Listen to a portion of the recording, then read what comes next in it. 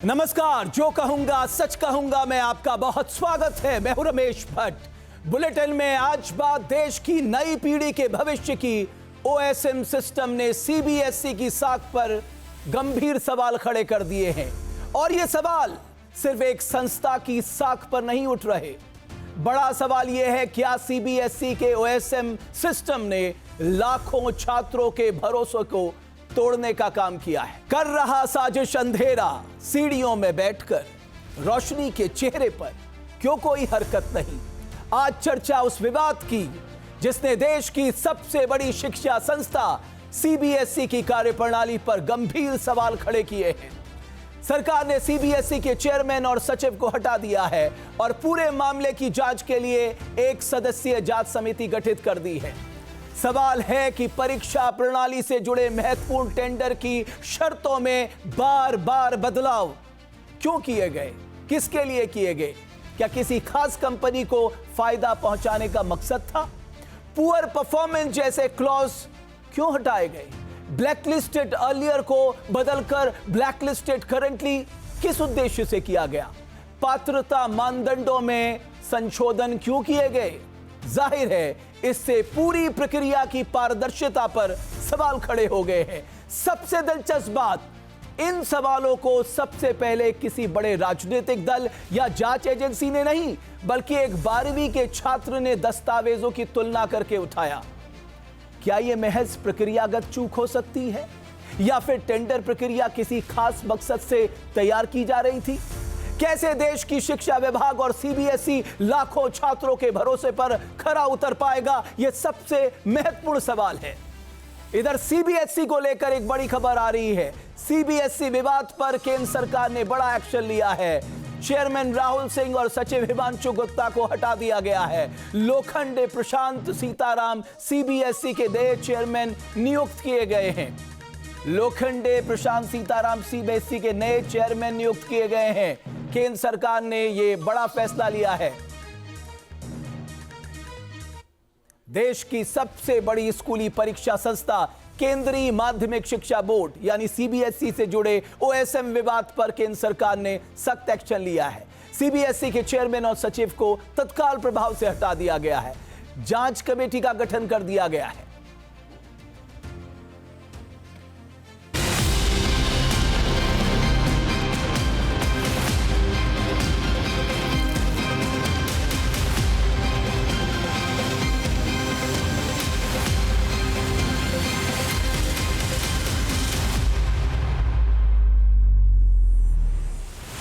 CBSE के OSM विवाद पर केंद्र सरकार का सख्त एक्शन। सीबीएसई चेयरमैन और सचिव तत्काल प्रभाव से हटाए गए। ओएसएम सर्विस की टेंडर प्रक्रिया की जांच के लिए बनाई गई कमेटी। केंद्र सरकार ने केंद्रीय माध्यमिक शिक्षा बोर्ड यानी सीबीएसई से जुड़े ओएसएम विवाद को लेकर बड़ा कदम उठाया है। सीबीएसई के चेयरमैन राहुल सिंह और सचिव हिमांशु गुप्ता को हटा दिया गया है। दरअसल सीबीएसई की ऑन स्क्रीन मार्किंग यानी ओएसएम सिस्टम में गड़बड़ी के आरोप लगे थे। बड़े पैमाने पर हुई कथित गड़बड़ियों के आरोपों के बाद यह कदम उठाया गया है।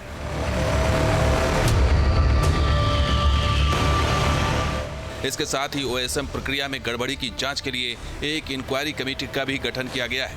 यह समिति पूरे मामले की गहराई से जांच करेगी। इस समिति की अध्यक्षता कैपेसिटी बिल्डिंग कमीशन की अध्यक्षा श्रीमती एस राधा चौहान करेंगी। जांच कमेटी को जरूरत के मुताबिक दूसरे विभागों के अधिकारियों से सहायता प्राप्त करने का अधिकार होगा। ये समिति अपनी रिपोर्ट 1 माह के भीतर department of personal and training को पेश करेगी। दरअसल 13 मई को सीबीएसई ने 12वीं का रिजल्ट जारी किया था। 12वीं की परीक्षा की कॉपियां जांचने के लिए पहली बार कंप्यूटर स्क्रीन यानी ओएसएम सर्विस का इस्तेमाल किया गया था। रिजल्ट आने के बाद कई छात्रों ने नंबरों को लेकर शिकायत की थी, जिसके बाद पूरे मामले की जांच शुरू की गई है।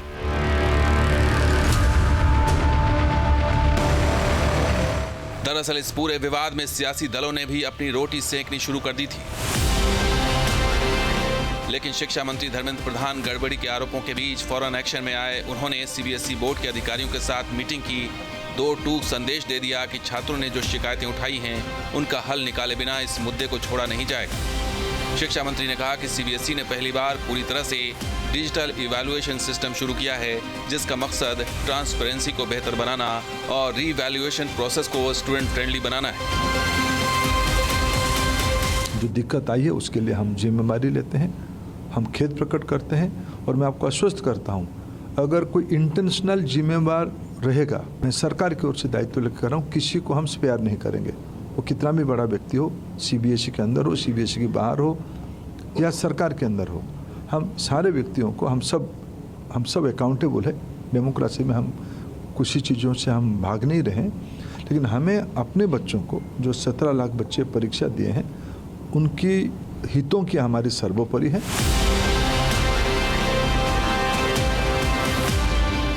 ऑन स्क्रीन मार्किंग के तहत छात्रों की कॉपियों को स्कैन करके कंप्यूटर स्क्रीन पर जांचा जाता है। सीबीएसई का दावा है कि इससे कॉपियां जल्दी और बिना किसी भेदभाव के जांची जाती हैं।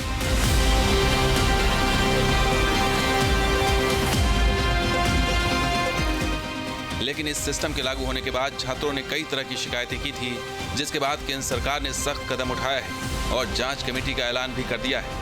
अब जांच के बाद सीबीएसई के लूप होल्स की असली वजह सामने आएगी, लेकिन सवाल सीबीएसई की साख का है, सवाल लाखों छात्रों के भरोसे का है, और जो इस बार हुआ है उसने छात्रों के भरोसे को तोड़ने का काम किया है। Team news nation. और इस महत्वपूर्ण विषय पर चर्चा करने के लिए दो खास मेहमान मेरे साथ जुड़ रहे हैं। मैं उनका अभिनंदन करता हूं। राजेंद्र भाणावत साहब पूर्व आईएएस रह चुके हैं, साथ ही रणवीर सिंह साहब आप पूर्व संयुक्त सचिव सीबीएसई में रह चुके हैं। मेरे सहयोगी मधुरेंद्र भी मेरे साथ इस खबर पर जुड़ रहे हैं। बहरहाल जो बड़ी खबर है वो ये है कि राहुल सिंह परीक्षाओं का संचालन देखते थे। राहुल सिंह के पास परीक्षा सुधार की निगरानी का जिम्मा था। इसके अलावा अगर सीबीएसई के सचिव पद से हटाए गए हिमांशु गुप्ता की बात करें, राहुल सिंह निगरानी करते थे। और इधर हिमांशु गुप्ता से जुड़ी बड़ी खबर यह है कि हिमांशु गुप्ता वित्तीय प्रबंधन का काम देखते थे। हिमांशु गुप्ता प्रशासनिक और एफिलिएशन का काम भी देखते थे। इन दोनों को इस वक्त हटाया गया है। मधुरेंद्र, क्या दोनों की भूमिका बहुत अहम थी, लिहाजा शुरुआती तौर पे इन दोनों को हटाया गया है ताकि जांच जो है वो पारदर्शी तरीके से हो सके? देखिए, बिल्कुल जो भूमिका थी उसके मद्देनजर अगर हम देखें तो चेयरमैन जो है खुद परीक्षा के संचालन की जिम्मेदारी अपने ऊपर रखते हैं। और जाहिर तौर पे अगर हम बात करें गुप्ता की, तो उनके ऊपर टेंडरिंग के समूचे प्रोसेस की जिम्मेदारी, और इस तरह से हम देख सकते हैं कि हिमांशु गुप्ता के अंतर्गत ही दरअसल समूची वित्तीय व्यवस्था का भी संचालन का जिम्मा रहा है। और ऐसे में जब सवाल उठ रहे हैं ओएसएम को लेकर, उसके टेंडरिंग प्रोसेस को लेकर, किस तरह से अलग अलग कंपनियों को लेकर टेंडर किया गया, 3 बार टेंडर के प्रोसेस को अंजाम दिया गया, उसमें किस तरह की एनोमली सामने आई, किस तरह की ढील दी गई, उससे बड़े और जुड़े सवाल जो है बेहद अहम हैं। और इन दोनों को हटाने के साथ साथ अगर आप देखें तो जिस तरह की नियुक्तियां हैं और जिस तरह के अगले आदेश आए हैं, वो भी अगर हम विश्लेषण करेंगे तो पाएंगे कि हिमांशु गुप्ता को उनको पेरेंट कैडर होम में भेज दिया गया है, और साथ ही वहां पर वो 2030 तक बने रहेंगे, यानी अगली नियुक्ति उनकी कोई नहीं होगी। ये अपने आप में बतलाने के लिए काफ़ी है कि उनकी भूमिका को किस तरह से संदिग्ध निगाह से देखा जा रहा है, और उनकी भूमिका और संलिप्तता को जो है लेकर बड़े सवाल अब भी खड़े होते नजर आ रहे हैं। मधुरे ने एक और बात, इतने सारे आरोप लगने के बाद भी सीबीएसई ने अभी तक सार्वजनिक आके सफाई नहीं दी है। देखिए, सफाई कौन देगा? दरअसल आप देखिए तो चेयरमैन और सेक्रेटरी दोनों को ही अपने पद से हटा दिया गया है, और दोनों ही पद पर अब नई नियुक्ति हो चुकी है। जो अभी इस वक्त आदेश मेरे हाथों में, उसके मुताबिक जो प्रशांत सीताराम लोखंडे हैं वो सीबीएसई के नए चेयरमैन बन चुके हैं। अब उनकी जिम्मेदारी होगी कि जो भी एग्जाम्स से जुड़े हुए तमाम सवाल हैं, ओएसएम को लेकर सवाल है, उसके टेंडरिंग प्रोसेस को लेकर सवाल है, उस पर अगर वो सीबीएसई की तरफ से सफाई देना चाहते हैं तो दे दें, क्योंकि बतौर मंत्री हम लगातार देख रहे हैं कि सफाई सामने आ रही है। ठीक है मधुरे ने, एक बड़ी खबर आ रही है, एक सदस्यीय जांच समिति इस पे जांच करेगी। इन सब के बीच वरुण भारद्वाज सीबीएसई के नए सचिव नियुक्त किए गए हैं। सचिव पद से हटाए गए हिमांशु गुप्ता की जगह लेंगे वरुण भारद्वाज। हिमांशु गुप्ता को उनके मूल कैडर गृह मंत्रालय भेजा गया है। चेयरमैन से पद से हटाए गए राहुल सिंह को कृषि विभाग भेजा गया है। राहुल सिंह कृषि एवं किसान कल्याण विभाग से भेजे गए थे। कृषि एवं किसान कल्याण विभाग में एडिशनल सेक्रेटरी नियुक्त किए गए हैं। बहरहाल सीबीएसई की 12वीं बोर्ड की परीक्षा के रिजल्ट आए और इस रिजल्ट में छात्रों को कहां दिक्कत हुई, आइए आपको बताने की कोशिश करते हैं। आंसर शीट की स्कैनिंग में गड़बड़ी पाई गई। 20 से ज्यादा आंसर शीट में पन्ने बेमेल मिले। कई छात्रों के आंसर शीट ब्लर अपलोड हुए। धुंधली होने के बाद भी कॉपियां चेक हो गई। डिजिटल मार्किंग के कारण गलत नंबर मिले। सही उत्तर लिखने पर भी 0 अंक मिले हैं। डिजिटल मार्किंग में स्टेप मार्किंग नहीं की गई है। रीवैल्यूएशन पोर्टल पर तकनीकी दिक्कतें आई। अब आप सोचिए, एक के बाद एक ये ओएसएम प्रक्रिया किस तरह से सवालों के घेरे में है। बहरहाल ओएसएम को सीबीएसई ने यह कहकर लॉन्च किया था कि इससे बोर्ड परीक्षाओं की उत्तर पुस्तिकाएं यानी आंसर शीट्स को जांचने की प्रक्रिया को सटीक, पारदर्शी, हाईटेक और तेज किया जाएगा। लेकिन ओएसएम खुद आरोपों के जाल में उलझ कर रह गया। ओएसएम का टेक्निकल सिस्टम और इसका टेंडर दोनों सवालों के कटघरे पे नजर आ रहा है।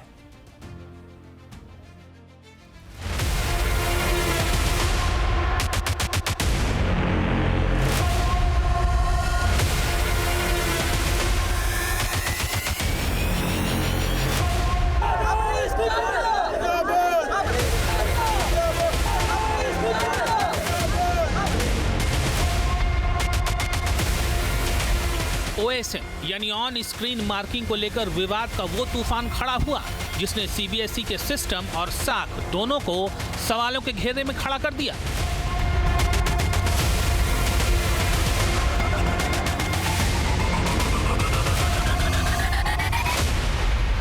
हालत ये हो गई कि सीबीएसई की 12वीं बोर्ड की परीक्षा देने वाले हर चौथे छात्र ने ओएसएम से असंतुष्ट होकर अपनी आंसर शीट की दोबारा जांच की मांग की। इसने ओएसएम को लेकर सीबीएसई के दावों की हवा निकाल दी।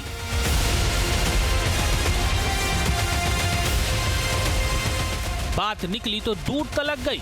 ओएसएम की प्रणाली ही नहीं, इसके टेंडर पर भी सवाल उठे। आरोप लगा कि नियमों में बदलाव कर एक खास कंपनी को फायदा पहुंचाया गया। हम आपको पूरा मामला विस्तार से बताएंगे, लेकिन सबसे पहले समझिए कि ओएसएम है क्या।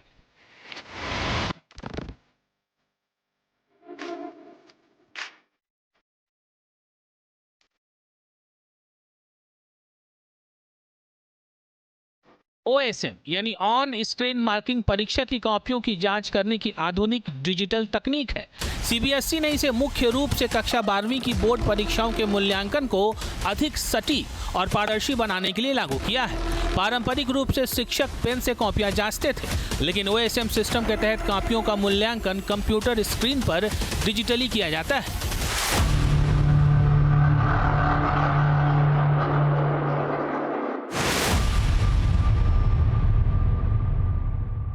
अब यह समझिए कि आखिर ओएसएम कैसे काम करता है।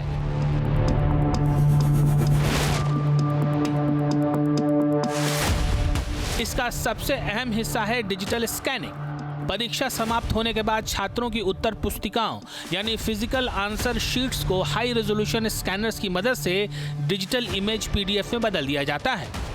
गोपनीयता बनाए रखने के लिए मास्किंग की जाती है। छात्र की पहचान जैसे नाम, रोल नंबर और स्कूल के नाम को पूरी तरह से डिजिटल रूप से छिपा दिया जाता है और उसकी जगह एक सीक्रेट कोड आवंटित किया जाता है ताकि जांचने वाले शिक्षक को छात्र की पहचान का पता न चले।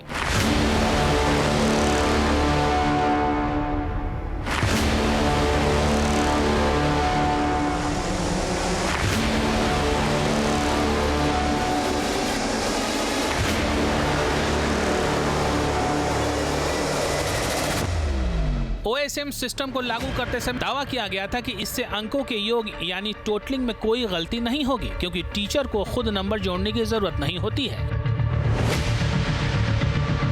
कंप्यूटर सिस्टम हर प्रश्न के अंकों को ऑटोमेटिकली जोड़ता है, जिससे टोटलिंग की मानवीय गलतियां खत्म हो जाती हैं। इसके अलावा डेटा सीधे सर्वर पर अपलोड होने के कारण अंकों को मैन्युअल रूप से बोर्ड की वेबसाइट पर चढ़ाने का समय बच जाता है, जिससे परिणाम जल्दी तैयार होते हैं।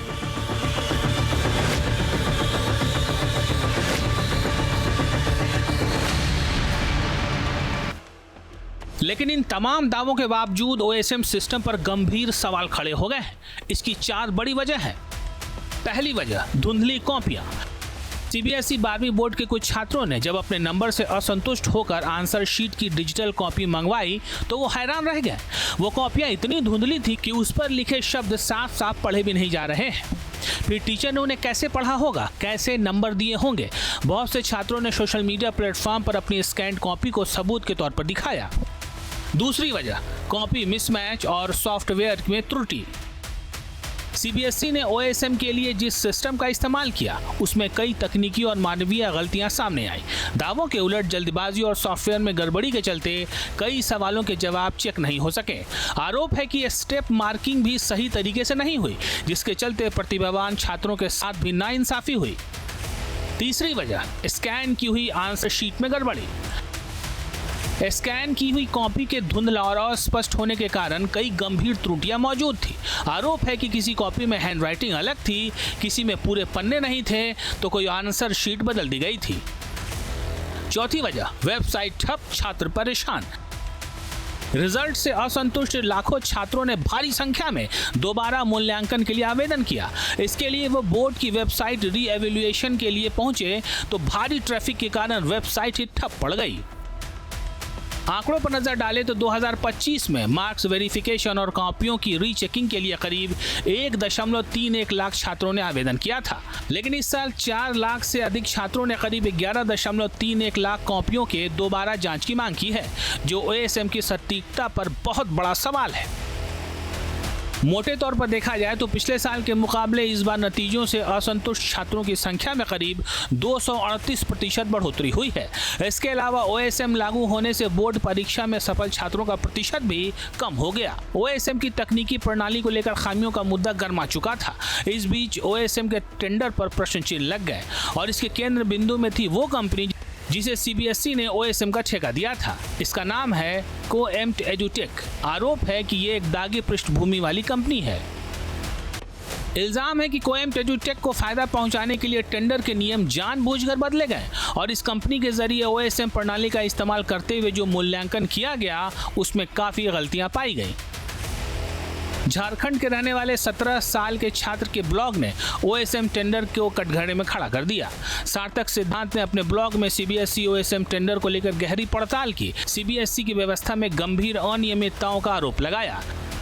एक ऐसी कंपनी को 17 लाख छात्रों की ओएसएम आंसर शीट मूल्यांकन का ठेका मिला, जिसका अतीत विवादित रहा है। इल्जाम है कि टेंडर की पूरी प्रक्रिया को इस तरह घुमाया गया ताकि अंत में नतीजा कोएम्प्ट एजुटेक के पक्ष में आए।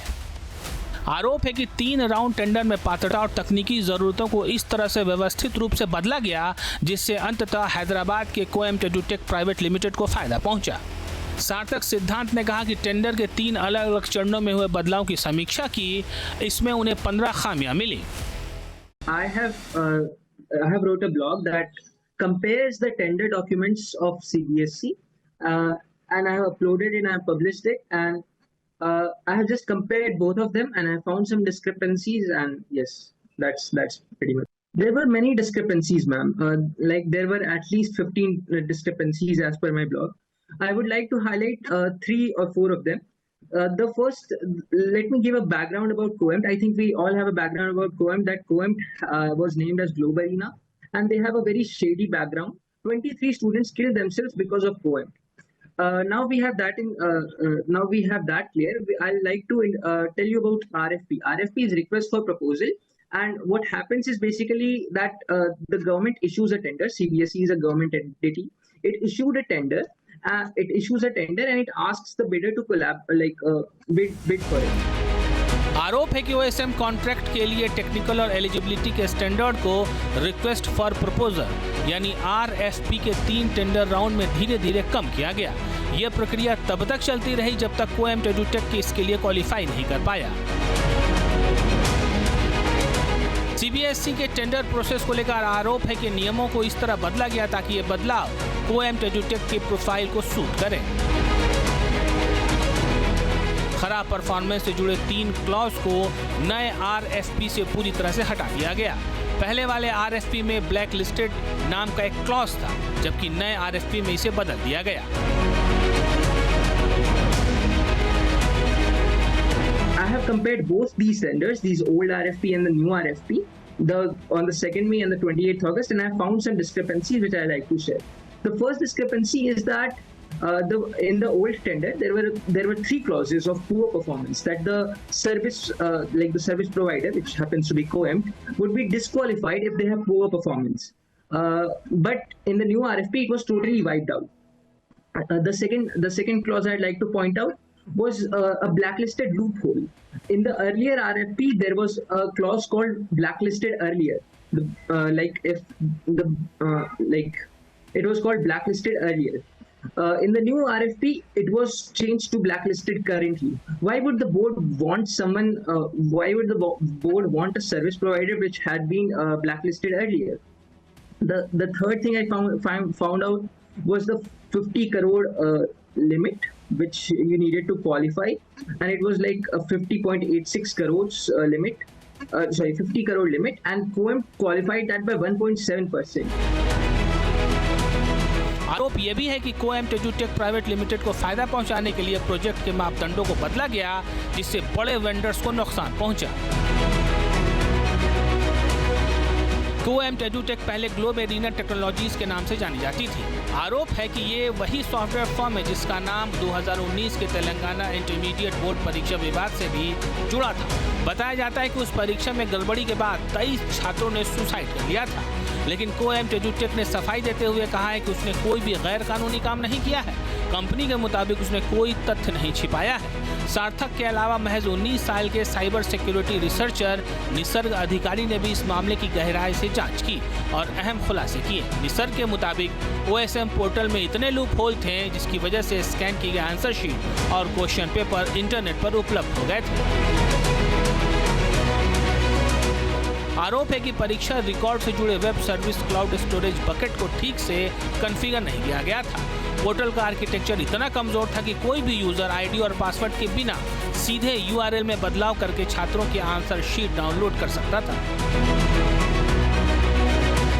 तो इस तरह OSM का तकनीकी सिस्टम जहां आरोपों से घिरा है, वहीं टेंडर प्रक्रिया को लेकर निष्पक्षता और पारदर्शिता पर सवाल खड़े हो गए। ये विवाद किसी एक कंपनी या एक ठेके का नहीं है, इससे CBSE की विश्वसनीयता और करोड़ों छात्रों का भरोसा जुड़ा है। एग्जाम सिस्टम की साख और डिजिटल शिक्षा व्यवस्था की सिक्योरिटी से किसी तरह का समझौता नहीं किया जा सकता है, क्योंकि ये देश की नई पीढ़ी के भविष्य का सवाल है। Team news nation.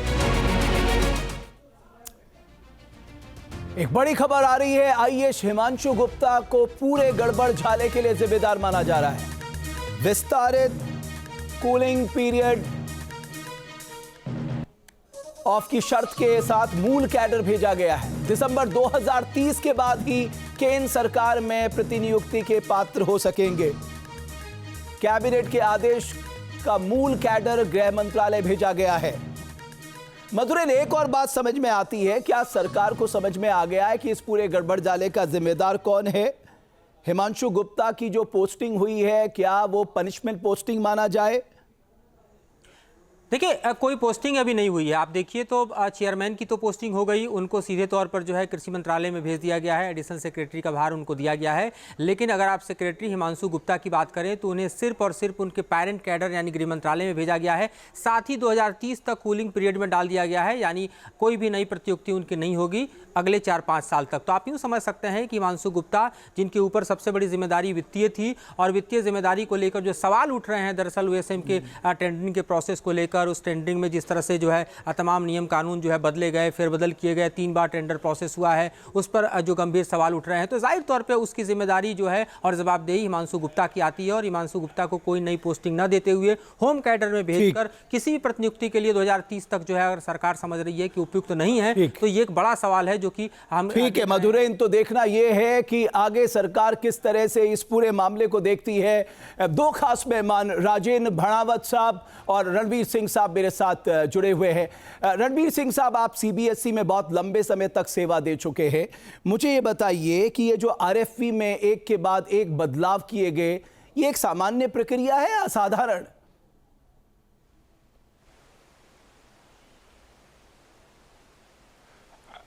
देखिए साहब, ये बेसिकली क्या है कि जो इसमें जो टेंडर आता है, टेंडर जो फ्लोट किया जाता है, CBSE में सिस्टम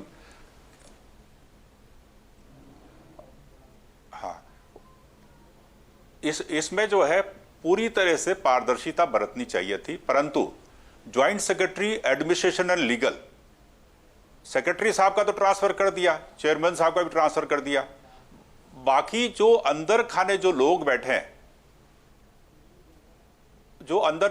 हैं, उनका क्यों नहीं है? उनका भी होना चाहिए, उनके ऊपर कार्रवाई होनी चाहिए, क्योंकि इंटरनल प्रोसेस में तो वही लोग हैं सारे ऑब्लाइज करने वाले। और टाटा तो देगा नहीं इनको, टाटा तो ऑब्लाइज करेगा नहीं, और जब टाटा ऑब्लाइज नहीं करेगा तो ये दूसरी फर्म रहेगा, ये इसने ऑब्लाइज किया सारा। तो आपको लगता है कि प्रथम दृष्टया ये प्रक्रिया जो थी असामान्य थी, कोएम्ड को फायदा पहुंचाने के लिए बदलाव किए गए?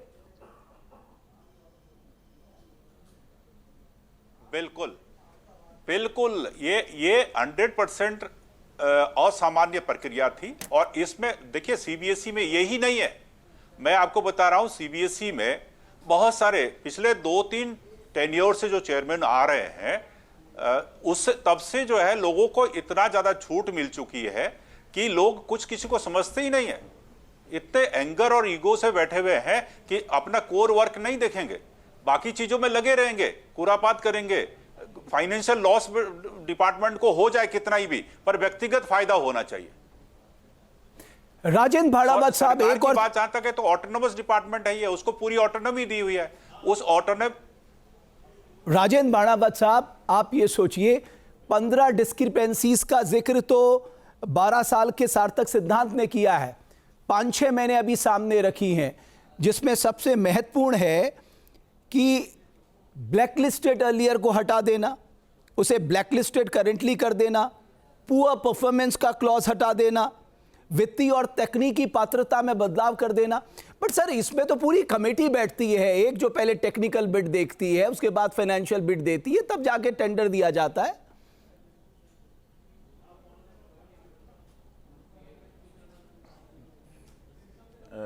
देखिए राहुल जी, आपके एक तो पहले तो आपकी जो टीम है इन्वेस्टिगेशन की और रिसर्च की टीम है, उसको बधाई देना चाहता हूँ। पूरी देश के समक्ष आपके चैनल के माध्यम से पूरी प्रक्रिया की जो अनियमितता है उसके तार खोल के रख दिए हैं, और ये बहुत लोगों को समझना जरूरी। कई बार ये कुछ नहीं पता होता लोगों को, तो किस प्रकार से ये जो सारा हुआ है बिल्कुल असाधारण है, असामान्य है।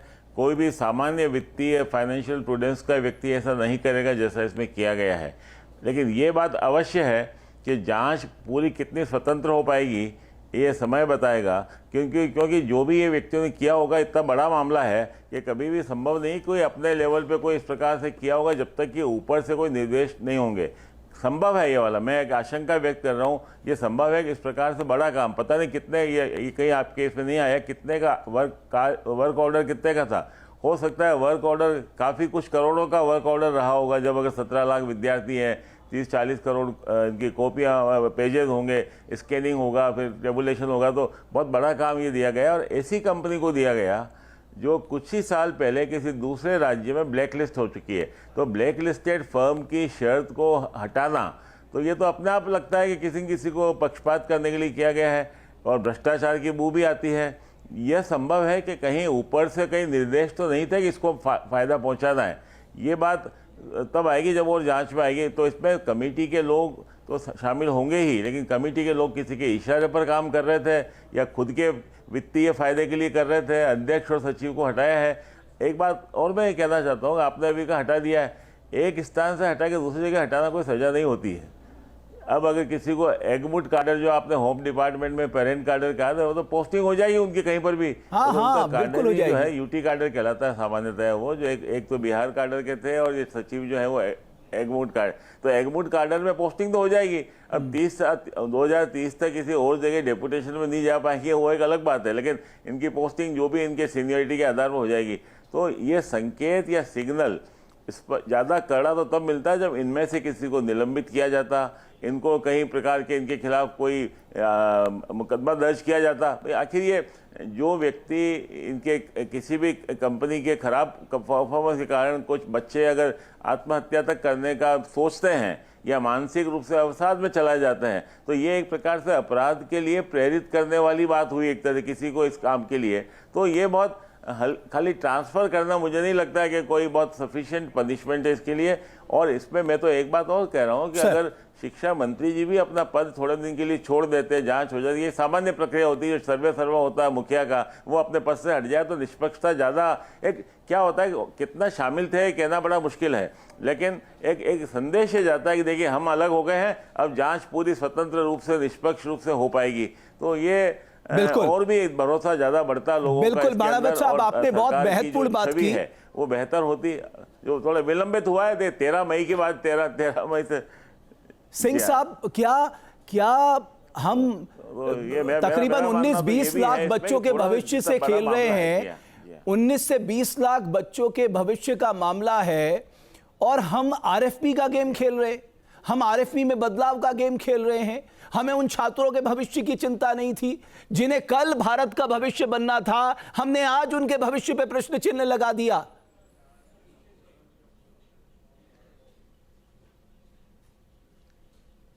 सबसे बड़ी बात क्या है कि जहां पे हमारा वेस्टेड इंटरेस्ट होता है वो ना देश की चिंता करेगा, ना समाज की चिंता करेगा, ना भविष्य की चिंता करेगा, वो तो पहले अपनी चिंता करता है।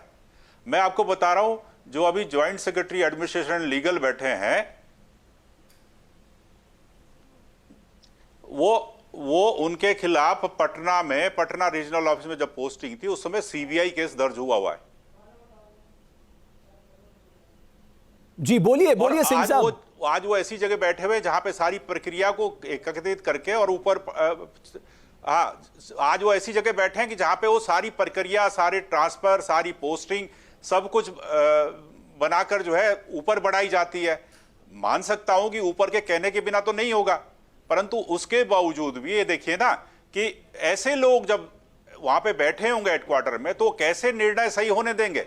वो तो व्यक्तिगत वेस्टेड इंटरेस्ट की बात करेंगे, लोगों को परेशान करेंगे, लोगों को तंग करेंगे। बिल्कुल। तो मेरा मानना यह है कि यही नहीं गड़बड़ झाला, ये इसके अलावा यह भी है कि जैसे स्कूल एक डिसएफिलिएट किया किसी आरोप में और 4 महीने बाद फिर रेस्टोर हो जाता है। कैसे भाई? क्या उसने वो आरोप उसके खत्म हो गए? क्या उसका री-इंस्पेक्शन हुआ? क्या उसने वो एनोमलीज खत्म कर दी?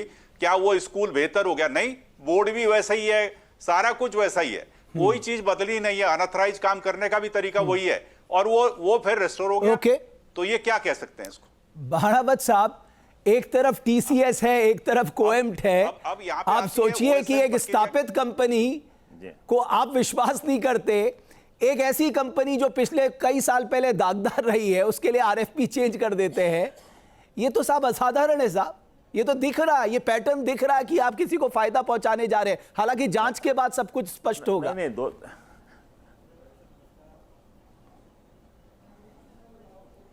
नहीं, लेकिन देखिए राहुल जी, थोड़े दिन पहले हमने बात अभी की थी इसी विषय के ऊपर, थोड़ी बात कर रहे थे शायद कुछ दिनों पहले, 4-5 दिन पहले ही, और ये बात सामने आई थी कि ये जो ओएसएम का काम करने की जरूरत क्या पड़ी अभी आप 10वीं की किसी परीक्षा में छोटे पेपर में कर लेते, 12वीं की परीक्षा जीवन मरण जैसी परीक्षा होती है 12वीं के बच्चों के लिए। ये 16, 17, 18 साल के बच्चे हैं, किस कोर्स में जाएंगे, कहाँ पढ़ेंगे, कहाँ एडमिशन होगा, कहाँ नहीं होगा, सब पे इस पर दारोमदार है इसके ऊपर। उस परीक्षा में आप सारे पेपर्स के सारे बच्चों के लिए, 12वीं के बच्चों के लिए एक साथ आपने लागू कर दिया और उस कंपनी के माध्यम से लागू किया जो थोड़े दिन पहले, कुछ साल पहले ब्लैकलिस्ट हो चुकी है। तो कुल मिला करके इसमें हर जगह बदबू आ रही है, एक तरह से पूरे प्रक्रिया के अंदर बदबू आ रही है। असाधारण काम किया गया, असामान्य काम किया गया, और इसमें 15 दिन जो लगे हैं ना, 15 दिन भी क्यों लगने चाहिए थे? ये तो जब पहले जब मामला आ गया और वेबसाइट नहीं चल रही है, कुल हर जगह जहाँ जो कहता है ना, एक बच्चों ने जब 12-15 पॉइंट निकाल दिए और चेताया था, ये पहले भी वार्निंग दी गई थी सीबीएसई को। एक कोई रिसर्च ऑफिसर है निसर्ग जिनका शायद नाम है, अगर मैं मीडिया में आया, मैं अगर ठीक समझ रहा हूँ तो, उन्होंने सीबीएसई को चिट्ठी लिख करके, मेल लिख करके वार्निंग दी आपके सिस्टम में ये प्रॉब्लम है और कोई भी व्यक्ति सिस्टम में प्रवेश करके, बिल्कुल सही कहा बाणावत साहब, उसको भी दरकिनार किया गया। मधुरेन, एक 30 सेकंड में आपसे मैं जरूर जानना चाहूंगा, आपको लग रहा है कुछ और बदलाव अभी देखने को मिलेंगे? अभी शुरुआत है, सीबीएसई में कुछ और बदलाव होंगे? देखिए, बड़े बदलाव करने होंगे, आमूलचूल बदलाव करने होंगे, और जिस तरह के हालात इस वक्त पैदा हुए हैं उसके भीतर के तमाम हम देखें तो तथ्यों को खंगालना होगा। जैसा कि हमारे साथ जो पैनल में बैठे हुए गेस्ट हैं वो बता रहे हैं कि इस तरह के लोगों की वहाँ पोस्टिंग है जिनके पहले भी हिस्ट्री सीटर जैसे तमाम आरोप हैं और जाहिर तौर पर सीबीआई जांच चल रही है। तो सिर्फ एक टिप ऑफ आइसबर्ग हुआ है, इसके बाद बहुत कुछ करना होगा। बिल्कुल मधुरेन, इसके बाद बहुत कुछ करना होगा। भानावत साहब, रणवीर सिंह साहब, मैं आप दोनों का बहुत आभार व्यक्त करूंगा कि आपने न्यूज़ नेशन में आकर बच्चों के लिए अपने दृष्टिकोण को सामने रखा, क्योंकि सीबीएसई के सामने साख का संकट है और साख तब लौटेगी जब दूध का दूध पानी का पानी हो जाएगा। जिन्होंने छात्रों के भविष्य से खिलवाड़ किया है उनके खिलाफ कठोर कार्रवाई होती देखना चाहता है ये देश। अब देखना है सरकार किस तरह से इस पूरे मामले पे सामने आती है। आपके मोबाइल पर तुरंत आएगी ब्रेकिंग न्यूज, स्क्रीन पर सबसे पहले दिखेगी बड़ी खबर, देश दुनिया की हर खबर एक जगह। अब आपके मोबाइल पर तुरंत फटाफट इंस्टॉल कीजिए न्यूज़ नेशन ऐप और रखिए खुद को अपडेट।